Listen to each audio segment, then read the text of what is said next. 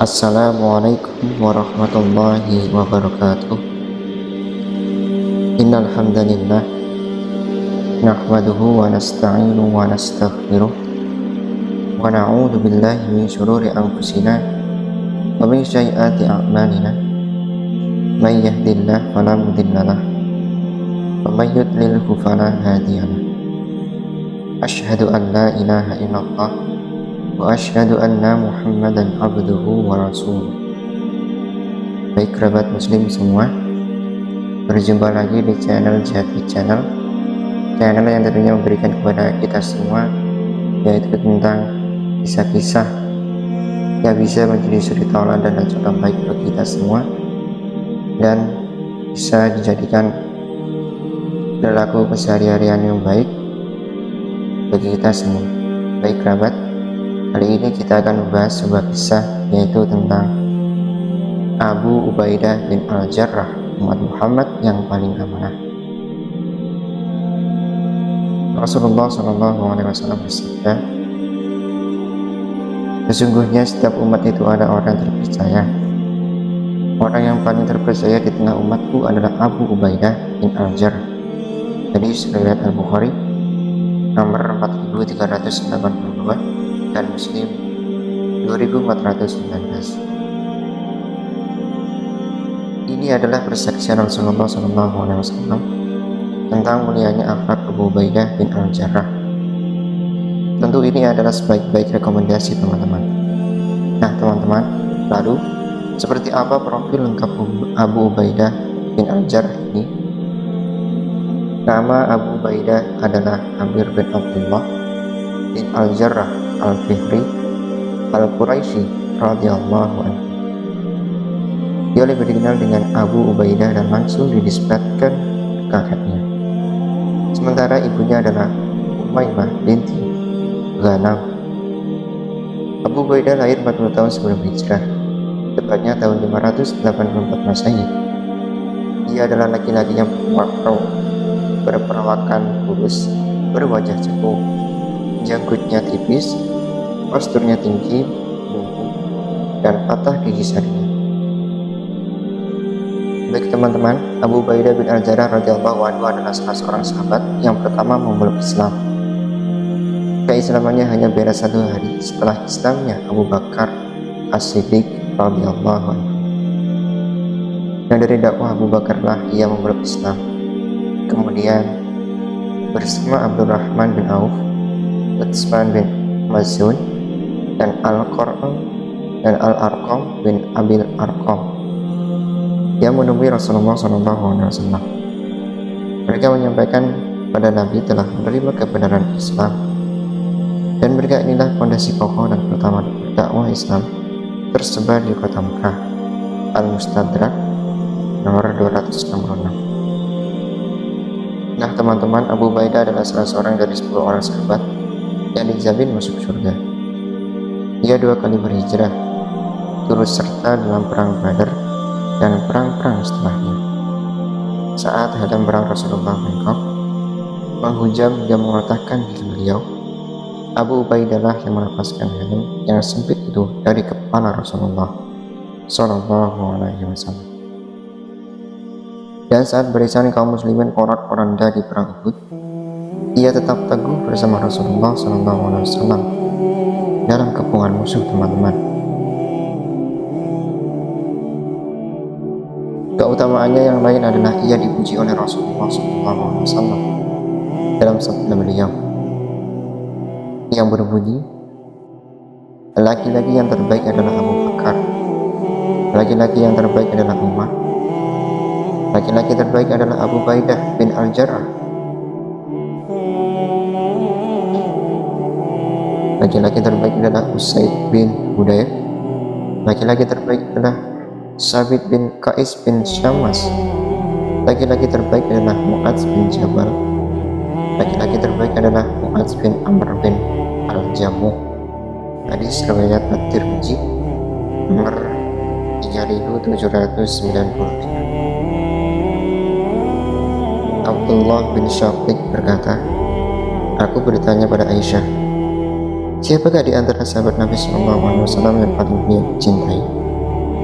Aisyah menjawab, Abu Bakar. Lalu siapa? Tanyaku. Ia menjawab, Umar. Setelah itu, tanyaku lagi, Abu Ubaidah bin Al-Jarrah. Jawabnya. Aku bertanya lagi, siapa lagi? Ia hanya diam. Pada tahun 8 Hijriah, Rasulullah SAW mengutus Amr bin Al-As menuju Zatus Salasil.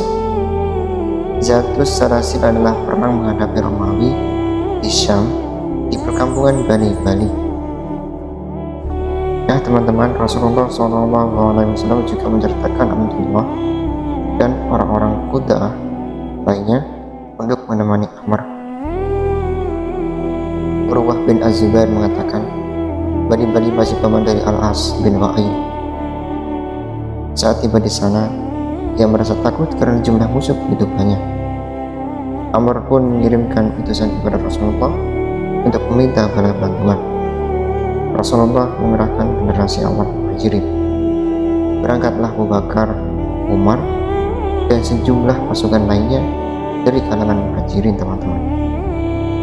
Pasukan bantuan ini dipimpin oleh Abu Ubaidah bin Al-Jarrah. Musa bin Uqbah mengatakan, saat mereka tiba, Amr, aku adalah pimpinan kalian karena aku meminta kepada Rasulullah pasukan bantuan.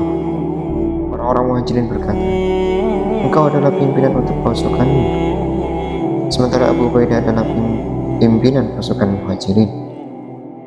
Amr kembali berkata, kalian ini adalah bala bantuan yang aku minta kepada Rasulullah. Lihat kondisi seperti itu. Lihat kondisi seperti ini. Abu Ubaidah menunjukkan akhlak yang mulia dan kelembutan karakternya.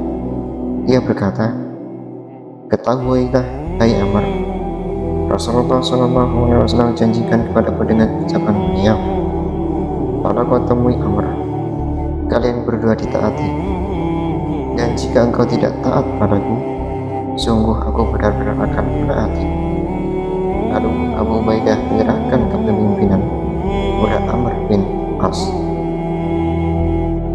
Al-Baihaqi menyebutkan kisah ini sebelum menaklukkan Mekah. Di antara pengaruh besar didikan Rasulullah SAW pada Abu Ubaidah adalah dalam permasalahan al-wala, loyal, dan al-bara, tidak loyal. Terdapat kisah dalam masalah ini. Mungkin kisah ini akan sulit diterima dan dibayangkan, teman-teman. Di perang Badar, Abu Ubaidah bertemu dengan ayahnya di pihak musuh. Nah teman-teman, Abdullah bin Sya'ud menceritakan, ayah Abu Ubaidah menantang sang anak di perang Badar. Saat duel itu Abu Ubaidah berhasil membuat ayahnya terpojok. Saat sang ayah sudah banyak terluka, Abu Ubaidah pun menghabisinya. Turunlah firman Allah berkaitan dengan kejadian ini, yaitu dalam Quran surat Al-Mujadilah ayat 22 yang berbunyi, kamu tak akan mendapati kaum yang beriman pada Allah dan hari akhirat saling berkasih sayang dengan orang-orang yang menantang Allah dan Rasulnya, sekalipun orang-orang itu bapak-bapak atau anak-anak atau saudara-saudara ataupun keluarga mereka. Mereka itulah orang-orang yang telah menanamkan keimanan dalam hati mereka dan menguatkan mereka dengan pertolongan yang datang daripadanya, dan dimasukkannya mereka ke dalam surga yang mengalir di bawahnya sungai-sungai. Mereka kekal di dalamnya. Allah ridho terhadap mereka, dan mereka pun merasa puas terhadap limpah rahmatnya. Mereka itulah golongan Allah. Ketahuilah bahwa sesungguhnya Bismillah itu adalah golongan yang beruntung. Quran surat Al-Mujadilah ayat 22. Diriwayatkan oleh At-Tabrani, Al-Hakim, dan Al-Baihaqi. Nah baik teman-teman, tentu sulit bayangkan bagaimana bisa anak membunuh ayahnya, teman-teman. Apalagi dengan kacamata orang-orang toleran. yang tak pernah menyentuh akidah al-wala dan al-bara. Mereka bingung akan berprasangka mungkin mereka kecewa dengan agama ini dan orang-orang yang dijadikan teladan dalam agama. Tapi kita yang kenal al-wala dan al-bara tidak seperti itu cara pandangnya. Abu Ubaidah pun adalah seseorang yang berakhlak mulia. Rasa tangga dan kuat yang ia dapat saat berhadapan dengan sang ayah adalah spirit dari Allah. Ia tidak menimbangkan dengan pandangan dunia yang fana, sehingga ia berhasil keluar dari sekat dan ikatan duniawi. Lalu menguatkan diri dengan ikatan akidah, teman-teman. Abu Ubaidah radhiyallahu anhu adalah seorang pemimpin yang amanah. Diriwayatkan oleh Al-Bukhari dari Huzaifah radhiyallahu anhu yang berbunyi, orang-orang Najran pernah datang kepada Rasulullah SAW seraya berkata, "Ya Rasulullah, utuslah kepada kami seorang yang jujur dan dipercaya." Rasulullah SAW bersabda, "Sungguh aku akan mengutus kepada kalian seorang yang sangat jujur dan dapat dipercaya." Para sahabat merasa penasaran dan akhirnya menunggu-nunggu orang yang dimaksud oleh Rasulullah itu. Ternyata Rasulullah mengutus Abu Ubaidah bin Al-Jarrah. Abu Ubaidah bin Al-Jarrah adalah seorang yang sangat mencintai Nabi dan senantiasa membela beliau. Dalam Tabaqat Ibnu Sa'ad, Aisyah radhiyallahu anha mengisahkan, "Aku mendengar Abu Bakar berkata, saat perang Uhud, wajah Rasulullah terluka. Dalam perang beliau bengkok menghimpit pipi beliau. Aku bersegera menuju beliau. Lalu ada seorang dari arah timur bergerak cepat. Saat perang Uhud, sebuah batu dilemparkan wajah Nabi. Aku merasa lemparan itu begitu keras sehingga dua rantai hitam beliau sendiri terputus. Aku bersegera berlari menuju Rasulullah dan kulihat seorang pria bergegas lari ke arahnya. Orang itu bergerak ke arah Rasulullah seolah-olah sedang terbang. Karena itu, aku berdoa untuknya, "Ya Allah, jadikan orang ini sebagai sarana penyebab kebahagiaan." Artinya, teman-teman, apa yang dia lakukan harus menjadi penyebab kebahagiaan bagi Nabi dan juga bagi kita. Ketika kami mencapai Rasulullah, ternyata kulihat Abu Ubaidah bin Al-Jarrah itu lah yang mendahuluiku. Dia berkata padaku, "As'aluka billahi ya Aba Bakrin illa taraktani fa'anzi anhu miwajnati wa Rasulullah sallallahu alaihi wasallam." Wahai Abu Bakar, kumohon kepadamu, demi Allah, biarlah aku yang mengeluarkan rantai ini dari wajah Rasulullah. Hadrat Abu Bakar mengatakan, "Kuizinkan dia untuk melakukannya." Kemudian Abu Ubaidah meraih salah satu dari dua rantai tersebut dengan giginya dan mencabutnya begitu keras sehingga beliau terjatuh di tanah dengan punggungnya. Beliau melakukannya sangat kuat sehingga salah satu gigi depannya patah. Kemudian ia gigit rantai satu lagi dengan giginya dan mencabutnya dengan sangat keras. Gigi depannya yang lain juga patah. Abu Ubaidah adalah seorang yang berakhlak mulia. Dia seorang yang sangat tenang, zuhud, dan rendah hati. Umar pernah berkata dengan orang-orang yang duduk bersamanya, "Buatlah harapan." Orang-orang pun menyampaikan harapan-harapan mereka. Lalu Umar berkata, "Adapun aku berharap sebuah rumah yang dipenuhi orang-orang semisal Abu Ubaidah bin Al-Jarrah." Baik teman-teman, Abu Bakar pernah berkata kepada Abu Ubaidah bin Al-Jarrah, "Kemarilah, biar aku membaiatmu sebagai khalifah. Sungguh aku mendengar Rasulullah SAW bersabda, setiap umat itu memiliki orang yang terpercaya, amanah, dan engkau adalah orang terpercayanya umat ini."